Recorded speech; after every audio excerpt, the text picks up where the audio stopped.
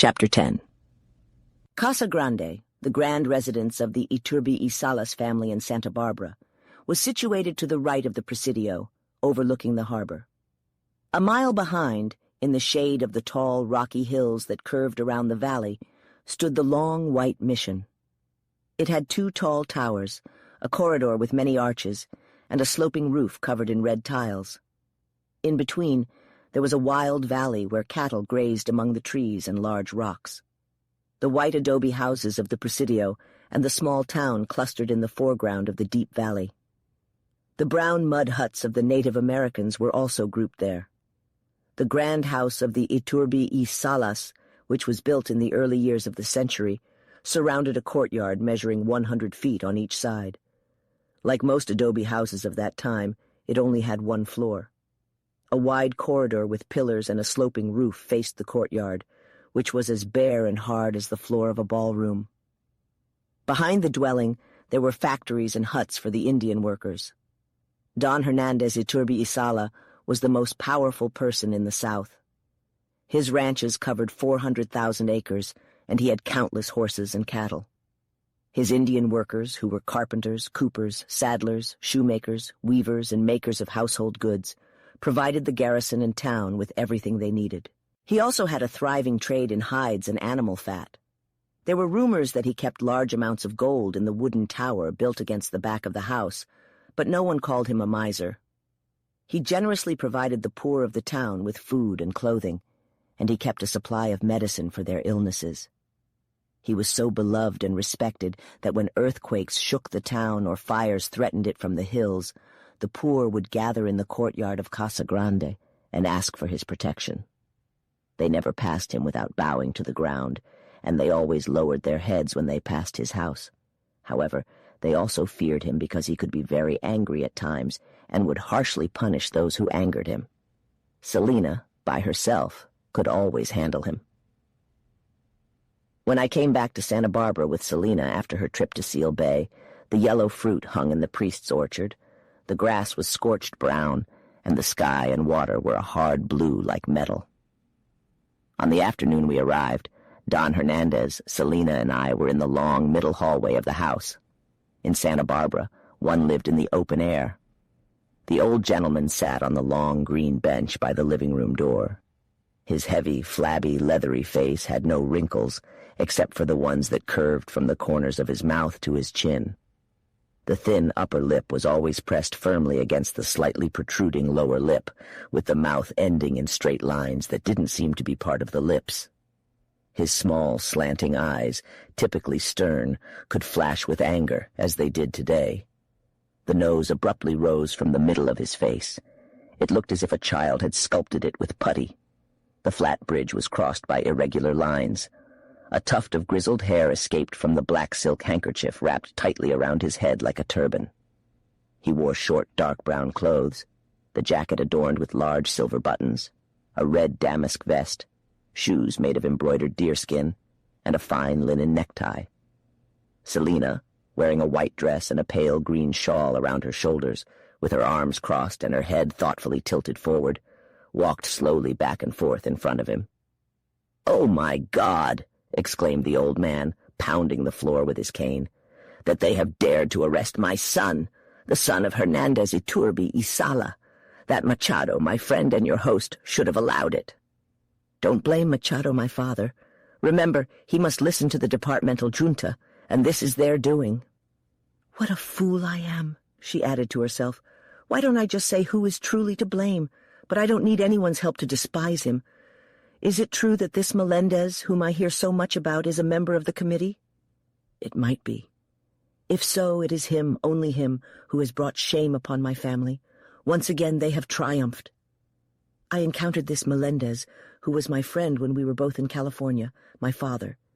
If he is the one who belongs to the committee, he would struggle to lead men like Machado, Jimeno, and Castro.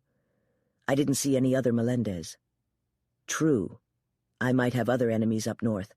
However, I was unaware of it, but they will discover my influence in the South. Don Juan de la Storm went to Los Angeles today with a heap of gold to bail out my son, and both of them will be here the day after tomorrow. Curse Santos, but I won't mention it again. Tell me, my daughter, the love of my life, I am delighted to have you back. What do you think of this Melendez's son? Is it Ramon, Esteban, or Jose? I haven't seen any of them since they were little. I remember Jose well. He had a sharp tongue and a mischievous mind. I liked him, even though he was my enemy's son. And if he had been an Iturbi Isala, I would have made him a great man. Oh, but he was quick. One day in Seal Bay, he got in my way and I fell flat on the ground, endangering my dignity, for it was on Machado Street, and I was a member of the Territorial Assembly. I could have hit him. I was so furious. But he quickly got up and helped me to my feet. While avoiding my cane, he said, "Don't be angry, sir. I made a promise to the earth that you should kiss her, because everyone in the world has prayed that she should not embrace you for 90 years to come. What could I do? I gave him a cake. You're smiling, my daughter, but you won't praise the enemy of your household, right? Ah, well, we become less bitter as we get older, and even though I hated his father, I liked Jose. Again, I remember, I was in Seal Bay, and he was there. His father and I were both members of the delegation. Wow! There were heated words exchanged between us. But I was thinking of Jose. I took a volume of Shakespeare from him one day. "You're too young to read such books," I said. "A child reading what the good priests don't allow men to read. I haven't read this heretical book of plays, and yet you lie there on your stomach and absorb its wickedness." "It's true," he said, and how his intense eyes did flash. "But when I'm as old as you, sir, my stomach will be flat and my head will be big. You are the enemy of my father, but have you noticed? Your stomach is bigger than his, and he has defeated you in speech and politics more times than you have sought revenge. Aye, and your ranches have richer soil and many more cattle, but he has a library, Mr. Hernandez, and you do not." I spanked him then and there, but I never forgot what he said, and you have read whatever you liked. I wouldn't want Alejandro Melendez's children to know more than Hernandez Iturbi Isalas. You have reason to be proud of Samboro, because he shines like the spray of the fountain, and words are like a shower of leaves in autumn to him. And yet, she added with angry honesty, he doesn't have a brain like Jose Melendez. He is not a man, but a demon. A sharp mind always has a devil in control. Keen eyes have even sharper nerves behind them, and a powerful soul can strike fear into a weaker one. Jose may not be a demon, but I recall a time when I had a headache and he washed my head, causing the water to trickle down my neck and give me a cold that confined me to bed for a week. However, he is undeniably connected to the devil, being the son of my enemy. If he weren't, I would love him. His father was cruel and wicked, but oh my goodness, Jose possesses his father's intellect, yet he also possesses a kind heart and gentle demeanor. Ah, my goodness, come, the horses are here. Call Salia, and we shall go to the ship to see what the captain has brought to entice us. 4 horses, led by cowboys, had entered the courtyard. "Salia," Selina called. A door opened, and a girl of petite stature, with solemn dark eyes and creamy skin, her hair cascading in long braids down to her feet, stepped onto the porch, draping a pink shawl over her head. "I am here, my cousin," she said, walking with the grace of a Spanish woman, despite her plump and insignificant figure. "Are you well rested, Yolanda Eustaquia? Shall we go to the ship, uncle? And shall we go shopping this afternoon? My goodness, I wonder if he has a tall comb to make me appear taller in flesh-colored stockings. Mine have all worn out. I don't like white ones." "Quiet your chatter," her uncle said. "How can I know what the captain has brought until I see it? Come, my children." We quickly mounted our horses. Don Hernandez climbed on heavily, and we trotted to the beach, followed by the ox cart that would transport the delicate cargo back home. A boat took us to the ship, which sat still on the calm channel. The captain greeted us with the lively welcome expected from eager and frequent buyers. "Now control your greed," shouted Don Hernandez as the girls descended the stairs. "Because you have more now than you can wear in 5 years. Oh, my God, if a ship arrived every day, they would want every single item on board. My daughter could decorate the old house with the shawls she has." When I reached the cabin, I found the table covered with fabrics, gowns, scarves, hair accessories, lacquerware, jewelry, stockings, shoes, sparkling tulle, handkerchiefs, lace, and fans. The girl's eyes were gleaming. Selina clapped her hands and circled the table, pressing the beautiful white things to her lips as she quickly separated them, eagerly running her hand over the small shoes, draping the lace around her shoulders, twisting a strand of garnets in her blonde hair. "They have never been this beautiful, Eustaquia. Isn't that right, Salia?" she exclaimed to the girl, who was curled up in one corner of the table, reveling in the treasures she knew her uncle's generosity would make her own. "Look at how these little diamonds sparkle, and the embroidery on this fabric. It's breathtaking. This satin is as smooth as glass. These fans were made in Spain. This one is as big as a windmill. Oh, my God!" She threw a handful of yellow thread onto a piece of white satin. "Anna will embroider this gown, with golden poppies of California on a snowy mountain." She suddenly grabbed a case of topaz and a piece of red fabric and approached me. As a resident of Monterey, etiquette prevented me from buying in Santa Barbara. "You must have these, my Eustaquia. They will suit you well. And would you like any of my white items? Wow, I am selfish, Mary. Take whatever you want, my friend." To refuse would ruin her enjoyment and offend her hospitality, so I accepted the topaz, of which I already had 6 sets, and the silk, whose color dominated my wardrobe.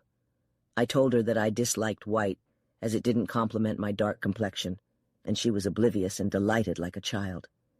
"But come on," she exclaimed. "My father isn't as generous when he has to wait too long." She gathered the pile of items in her arms and struggled up the stairs. I followed, leaving Salia sorting through the treasure her short arms couldn't hold. "Oh, my Selina," she cried. "I can't carry that large piece of pink satin in that vase, and I only have 2 pairs of slippers and 1 fan. Oh, Chonai Aita, look at those shawls. Mother of God, what if Carminia Menendez shows up?" "Don't cry on the silk and ruin what you have," Selina called down from the top step. "You'll have all the clothes you can wear for a year." She reached the deck and stood there, panting and commanding in front of her father. All! I must have it all," she cried. "They've never been so fine, so luxurious." "Holy Mary," Don Hernandez shrieked. "Do you think I'm made of money, that you would buy an entire ship's cargo? You'll have a quarter, no more, not even a yard." "I will have it all." And the dignified daughter of the Iturbi y Salas family stomped her little foot on the deck. "A third, not a yard more. And diamonds. Goodness gracious. There isn't enough gold in California to satisfy the extravagance of Miss Yolanda Selina Iturbi y Sala." Despite her burden, she managed to tilt her body, her eyes flashing mischievously above the mound of tulle covering the rest of her face. "And there's not enough fashionable clothing in the whole world to match the status of the only daughter of Mr. Don Hernandez Iturbi y Sala, who brings him immense joy and pride in his old age. Will you send these items to the north, to be worn by a Melendez? Your Selina will cry so much that her eyes will be red, and people will call her the ugly witch of Santa Barbara, and Casa Grande will feel like a tomb. Oh, you spoiled brat. You always get what you want." At this moment, Salia appeared. Only her feet could be seen. She looked like a burst package of goods. "What? What?" gasped Don Hernandez. "You little troublemaker. You want to dress up like a Christmas doll with satin that is too heavy for your grandmother, and elongate your short stature with a train? Oh, Mother of God." He turned to the captain, who was calmly smoking, confident in the outcome. "I will allow them to take these items home, but at least half of them must be returned tomorrow." And he angrily stomped down the deck. "Send the rest," Selina told the captain, "and you will receive a bag of gold tonight." Note: when describing Casa Grande and its inhabitants, no reference is made to the distinguished De la Guerra family of Santa Barbara, other than the description of their house, status, and the general traits of the family's founder in California. Chapter 11. The following day, Selina sat in the dispensary, dressed in a flowing gown made of white wool. She wore a silver necklace with a cross pendant, and her hair was styled elegantly like a crown. Nearby, her father stood next to a table, preparing and distributing medications. The less fortunate individuals of Santa Barbara formed a lengthy queue, passing by them. As the harbinger of doom, Selina utilized her ability to heal, which was inherited by her twin. "I ponder whether I possess the capability," she remarked to me, placing her pale fingers on a twisted arm, "or if it is solely due to my father's medicinal concoctions. I have no right to question this beautiful faith of my country, but I really don't see how I'd do it. Still, I suppose it is like many things in our religion, not for mere human beings to understand. This pleases my vanity, at least. I wonder if I shall have cause to exercise my other talent. To curse? Yes, I think I might do that with something more of sincerity. The men, women, and children, native Californians and Native Americans, scrubbed for the occasion, filed slowly past her, and she touched all kindly and told them to be well. They regarded her with adoring eyes and bent almost to the ground. "Perhaps they will help me out of purgatory," she said. "And it is something to be on a pedestal. I should not like to come down. It is a cheap victory, but so are most of the victories that the world knows of." When she had touched nearly 100, they gathered around her, and she spoke a few words to them. "My friends, go and say, 'I shall be well.' Doesn't the Bible say that faith shall make you whole? Hold on to your faith. Believe, believe. Otherwise you will feel as if the world crumbled beneath your feet, and there is nothing to take its place. What foolishness, what presumption to suggest that anything can replace a mortal passion." She stopped suddenly and continued coldly, "Go, my friends. Words do not come easily to me today. Go, and may God grant that you may be well and happy." Chapter 12. We sat in the living room the following evening, eagerly awaiting the return of the wanderer and his savior. The night was chilly, and the doors were shut. Embers glowed in a clay pot. Unlike most Californian living rooms, this room had a carpet, and the furniture was upholstered in green fabric instead of the usual black horsehair. Don Hernandez gently tapped the table with his hand, matching the sound of Salia's guitar and her soothing, repetitive voice. She sat on the edge of a chair, her serious eyes fixed on a painting of Samboro which hung on the wall. Yolanda Bastaro was sewing as usual, and dressed as simply as if she looked to her daughter to maintain the status of the Iturbi Salas. Above a black silk skirt she wore a black shawl, one end thrown over her shoulder. About her head was a close black silk turban, concealing, except for 2 soft gray locks on either side of her face, whatever hair she may still have had. Her pale face was delicately shaped. The lines of time indicated spiritual sweetness rather than strength. Selina moved between the living room and an adjoining room, where 4 Indian girls embroidered the yellow poppies on the white satin. I was reading one of her books, The Vicar of Wakefield. "Will you be happy to see Samboro, my Salia?" asked Don Hernandez as the song finished. "Yes," and the girl blushed. "You would make a good wife for Samboro, and it is good that he gets married. It is true that he has a lively spirit and enjoys company, but you will live here in this house, and if he is not a devoted husband, he will have no money to spend. It is time he became a married man and learned that life was not made for dancing and flirting. Then he would get into fewer troubles. I have heard him speak twice of no other woman except Carminia Menendez, and I would not want her as a daughter. And I think he loves you." "Of course," said Yolanda Bastaro. "That is love, I suppose," said Selina, leaning back in her chair and forgetting the poppies. For her, a calm, contented hope. For him, a calm preference for a flexible woman. If he left her for someone else, she would cry for a week, then calmly marry whoever my father told her to, and forget about Samboro in the arms of the groom. The birds do almost as well. Don Hernandez smiled indulgently. Salia didn't know whether to cry or not. Yolanda Bastaro, who never thought of replying to her daughter, said, "Selina, dear, Lisetta and Tommaso want to get married, and your father will give them the little house by the creek." "Yes, Mom," said Selina absent-mindedly. She felt no interest in the loves of the Native Americans. "We have a new father in the mission," continued her mother, remembering that she hadn't informed her daughter of all the important events during her absence. "And Don Rafael Guzman's son was drafted. That was a punishment for not marrying when his father told him to. That's why I would be happy for Samboro to get married. I wouldn't want him to go to the war and get killed." "No," said Don Hernandez.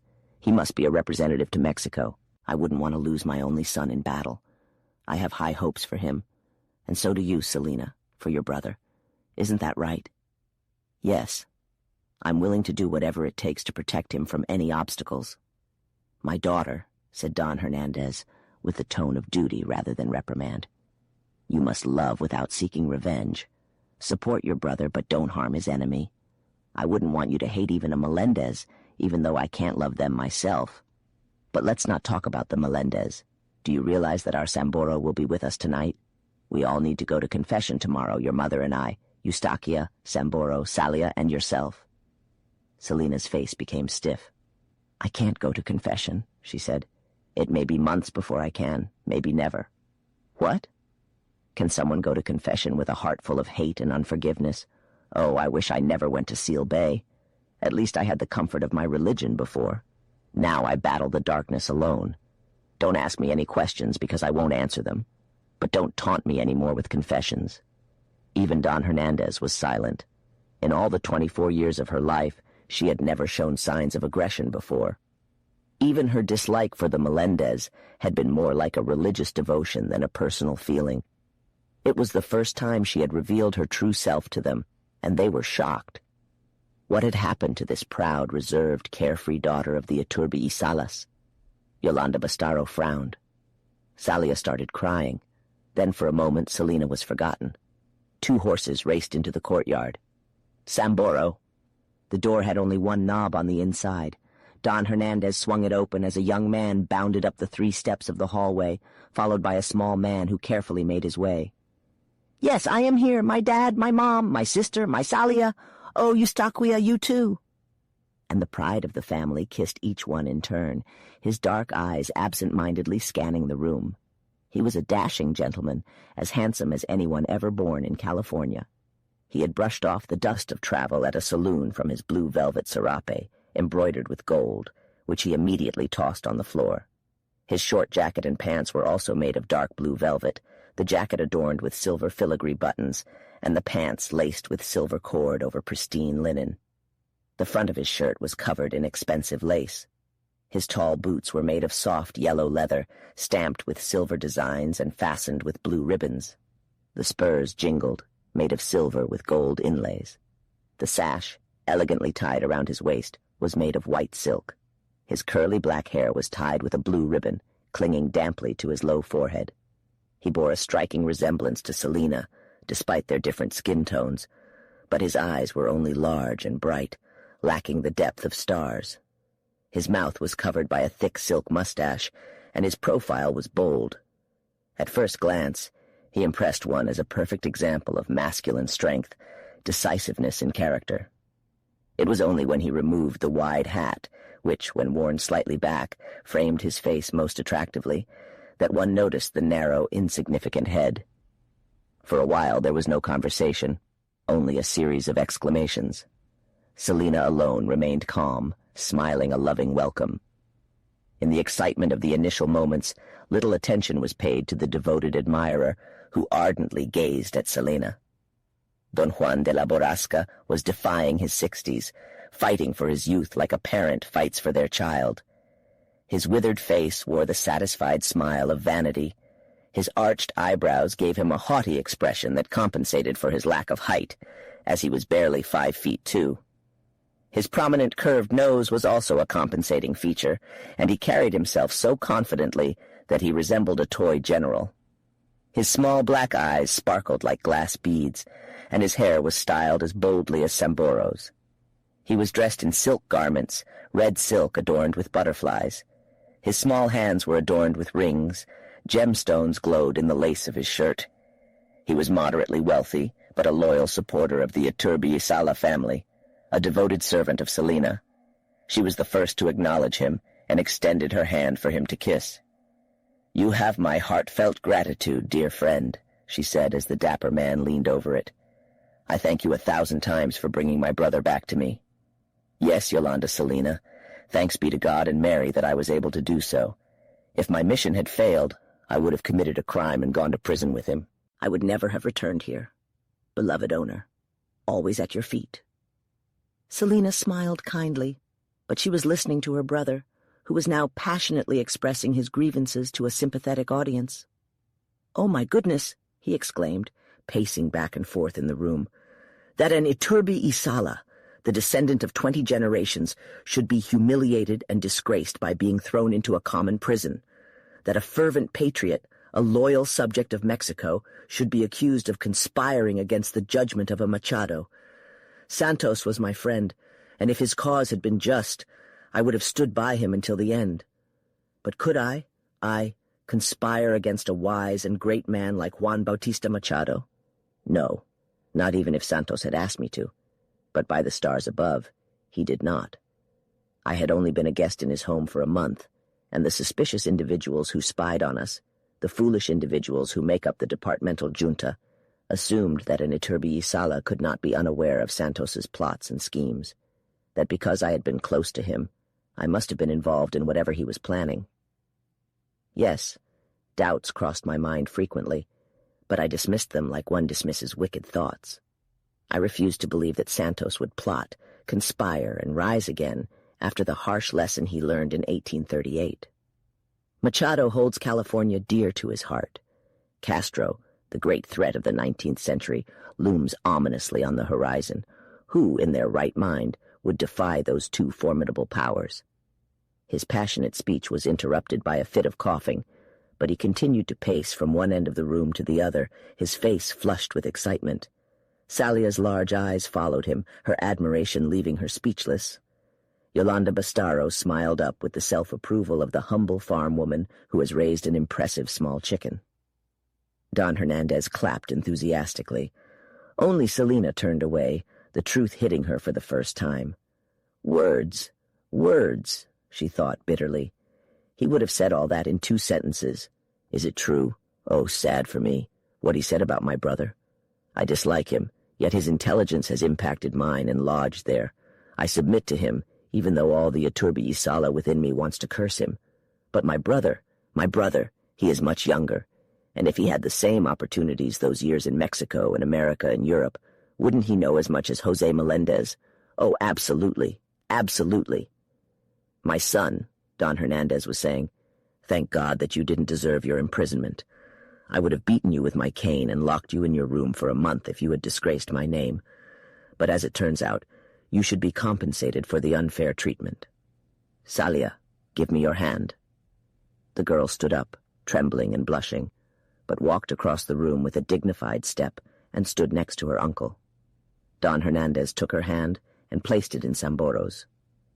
You shall have her, my son, he said. I have understood your desires. Samboro kissed the small fingers fluttering in his hand, making a grand gesture. He was completely ready to get married, and his flexible little cousin suited him better than anyone he knew. The light of my eyes, he exclaimed, the comfort of my soul. Memories of injustice, discomfort, and sadness fade away as they roll into the waters of forgetfulness at your feet. I see neither the past nor the future. The rosy curtain of youth and hope falls behind and ahead of us. Yes, yes, agreed Salia delightedly.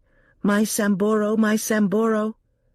We congratulated them individually and collectively, and when the ceremony was over, Samboro exclaimed, with even more excitement than he had previously displayed, My mother, please give me something to eat like tamales, salad, chicken, sweets. Don Juan and I are extremely hungry. Yolanda Bastaro smiled proudly, embodying the spirit of a Californian homemaker. It's ready, my son. Shall we head to the dining room? She led the way, followed by the family, with Samboro and Salia lingering behind. As the others crossed the threshold, he pulled her back. A piece of fat, do you hear, my Salia? He whispered urgently. Put it under the green bench. I need it tonight. Oh, Samboro, please don't refuse my Salia if you love me. Will you do it? Of course, my Samboro. Chapter 13. The family went to bed early during their short periods of seclusion, and by 10 o'clock, Casa Grande was dark and quiet. Samboro opened his door and listened carefully, then quietly walked over to the green bench and felt underneath for the block of fat. It was there. He went back to his room and climbed out of his window into the yard, where the Indians' workshops were scattered about in no particular order, with a tall wall protecting the small town. Everything was silent here, and had been for hours. He crept towards the wooden tower and climbed a ladder, moving it from one level to the next, until he reached the attic under the pointed roof. Then he lit a candle, and removing a board from the floor, looked down into the room whose door was always locked so securely. The stars shone through the uncovered windows and were no more yellow than the piles of gold coins on the large table and overflowing baskets. Samboro took a long pole from a corner and attached a piece of the soft fat to one end. He lowered the pole and pressed it firmly into the stack of gold on the table. The fishing pole was retrieved, and this clever fisherman took out a large gold fish from the bait. He patiently fished for an hour, then filled a bag he had brought for this purpose, and returned the way he came. However, he did not go back to his bed. Once again, he opened his door and sneaked out, this time heading to the city to enjoy himself at the gambling table, where his friends warmly welcomed him. A lively party in a nearby booth offered some relaxation for the gamblers. Within an hour or two, Samboro found his way to this well-known spot. Dark-eyed dancing girls in short skirts made of cheap satin trimmed with cotton lace, fake jewels adorning their bare necks and coarse black hair, danced around the room and screamed with joy as Samboro tossed gold coins among them. The excitement continued in all its different forms until morning. Men wagered and lost all the gold they had brought, then sold their horses, ponchos, and hats to those who didn't drink or gamble, but came prepared for advantageous deals. Samboro lost his stolen goods, won them back, stood on the table, and passionately spoke about his grievances and virtues, kissed all the girls, and when, through easy and rapid stages, he had transformed himself into a tank of liquor, he was carried home and put to bed by his companions, who were sober enough to be quiet. Chapter 14. Selina, dressed in a black dress, strolled leisurely back and forth along the hallway of Casa Grande. The rain should have been dripping from the roof, pounding monotonously on the solid clay of the courtyard to match her mood, but it wasn't. The sky was cloudless and blue, the sun blazing like a boiling gold furnace, and the air was as warm, pleasant, and soothing as if it had never encountered the burdens of human existence. Salia sat on the green bench, pulling threads in a fine linen smock, her small face flushed with contentment. "Why are you wearing that black dress on this beautiful morning?" she asked abruptly. "And why are you walking when you can sit down?" "I had a dream last night. Do you believe in dreams?" She didn't value her cousin's opinion any more than she did the chirping of a bird, but she felt the need to talk sometimes, and at least this child never remembered what she said. "Of course, my Selina. Didn't I dream that the good captain would bring pink silk stockings, and aren't they mine right now?" And she extended a tiny foot from under the hem of her dress, admiring it. "And didn't I dream that Tommaso and Lisetta would get married? What was your dream, my Selina?" "I don't know what the first part was, something very sad. All I remember is the sound of the ocean's roar and another sound like the wind through tall trees. Then a moment that shook and frightened me, but sweeter than anything I've ever known, so I can't explain it. Then a swift and terrible tragedy. I can't recall the details of that either. The whole dream was like a dark mass of clouds, occasionally cut by a flash of lightning. But then, like a vision within a dream, it seemed as though I stood there and saw myself, dressed in a black dress, pacing up and down this hallway, or one similar to it, up and down, never resting, never daring to rest, in fear of hearing the constant clatter of a solitary fugitive's horse. When I woke up, I was as cold as if I had been plunged into the crashing waves. I can't explain why I chose to wear this black dress today. I have no urgency to feel as I did when I wore it in that dream, the desolation, the endlessness, but I did. "That was a strange dream, my Selina," said Salia, threading her needle. "You must have eaten too many sweets for dinner, did you?" "No," said Selina shortly. "I did not." She continued her aimless walk, wondering at her feeling of sadness. Throughout her life, she had always experienced a certain mental solitude, but a healthy body rarely houses a sick soul, and she only had to jump on a horse and ride through the hills to feel as happy as a young animal. Furthermore, the entire world, the world she knew, was at her disposal. She had never experienced the novelty of an unfulfilled desire. Occasionally her father would become stubborn, but all she had to do was coax or threaten tears. She had never been seen shedding a tear, or stomping her foot to make her doting parent give in. It is true that she had experienced moments of gloom, an abrupt, impatient longing for something that was not all brightness, pleasure, wealth, and admiration.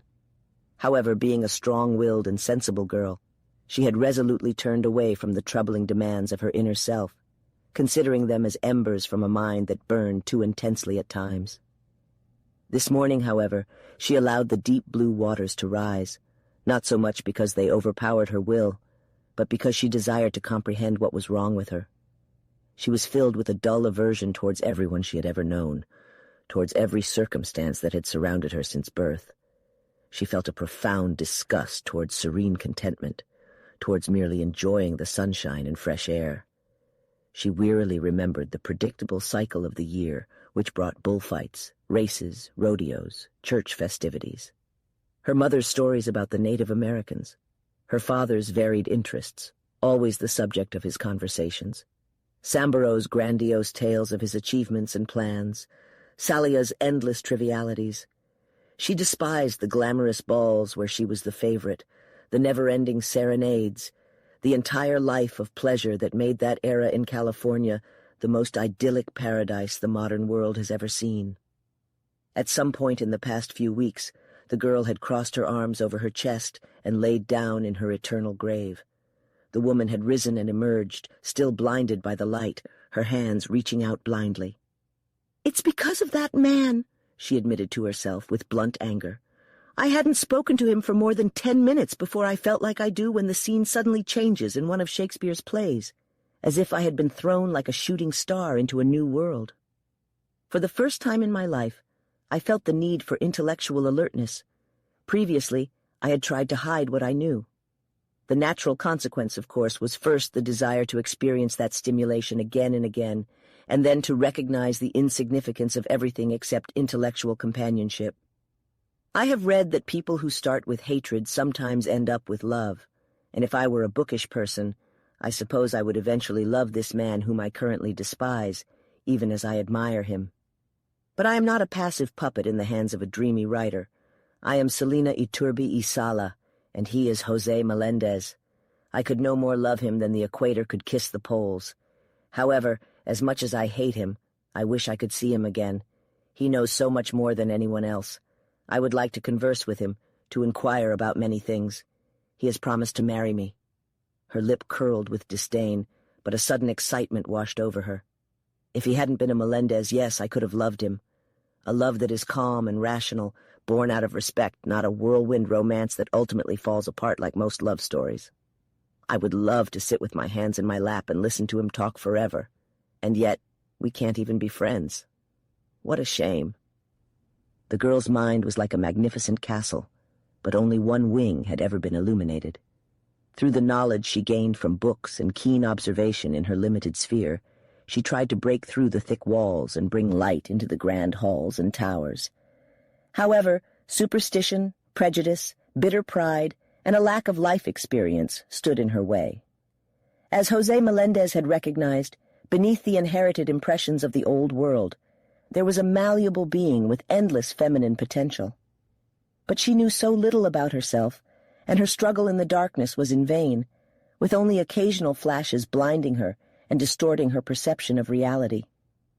Without anything to shape that malleable core, it would shrink and wither, and in a few years she would become nothing more than a polished shell, flawless on the outside but hollow within.